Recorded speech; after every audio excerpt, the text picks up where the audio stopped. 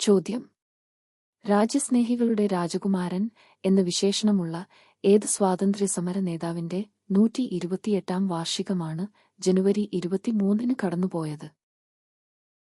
ഉത്തരം: സുഭാഷ് ചന്ദ്ര ബോസിന്റെ. 1890 ജനുവരി 23-ന് പ്രഭാവതി ദത്ത് ബോസിന്റെയും ജാനകിനാഥ് ബോസിന്റെയും മകനായി ഒഡീഷയിലെ കട്ടക്കിലാണ് സുഭാഷ് ചന്ദ്രബോസ് ജനിച്ചത്. 14 മക്കളിൽ 9ാമത്തെ കുട്ടിയാണ് ബോസ്.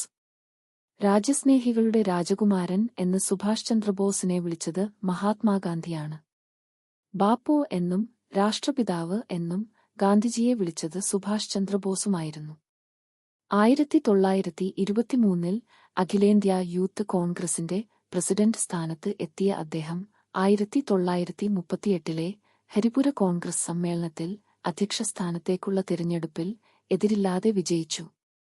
അടുത്ത വർഷം ബോസ് വീണ്ടും മത്സരിക്കാൻ ഒരുങ്ങിയപ്പോൾ ഗാന്ധിജി സ്വന്തം സ്ഥാനാർത്ഥിയായി പട്ടാഭി സീതാരാമയ്യയെ നിർത്തി.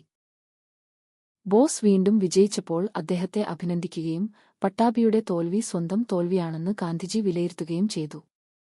സായുധ വിപ്ലവത്തിലൂടെ മാത്രമേ രാജ്യത്തിന് സ്വാതന്ത്ര്യം ലഭിക്കുകയുള്ളൂ എന്ന് ബോസ് വിശ്വസിച്ചിരുന്നു.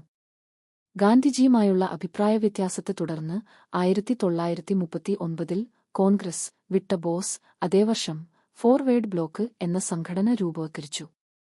1942 ഓഗസ്റ്റിൽ ക്വിറ്റ് ഇന്ത്യാ പ്രമേയം പാസായ സമയത്ത് ഫോർവേഡ് ബ്ലോക്കിനെ സർക്കാർ നിരോധിച്ചു.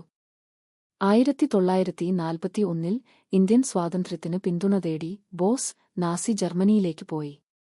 പിന്തുണ ലഭിച്ചതോടെ ഫ്രീ ഇന്ത്യ ലീജിയൻ എന്ന 3000 പേരടങ്ങുന്ന സന്നദ്ധ സായുധ സേന രൂപവത്കരിച്ചു. 1943 ജൂലൈ 4-ന് സിംഗപ്പൂരിലെ കാതെ ഹാളിൽ വെച്ച് ഇന്ത്യൻ ഇൻഡിപെൻഡൻസ് ലീഗിന്റെ നേതൃത്വം ഏറ്റെടുത്തു.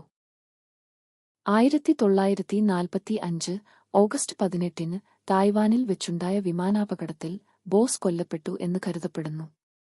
ബോസ് മരിച്ചിട്ടില്ലെന്നും അദ്ദേഹം ഒളിവിൽ ആണെന്നും മടങ്ങിവരുമെന്നും വാദിക്കുന്നവരും ഉണ്ടായിരുന്നു.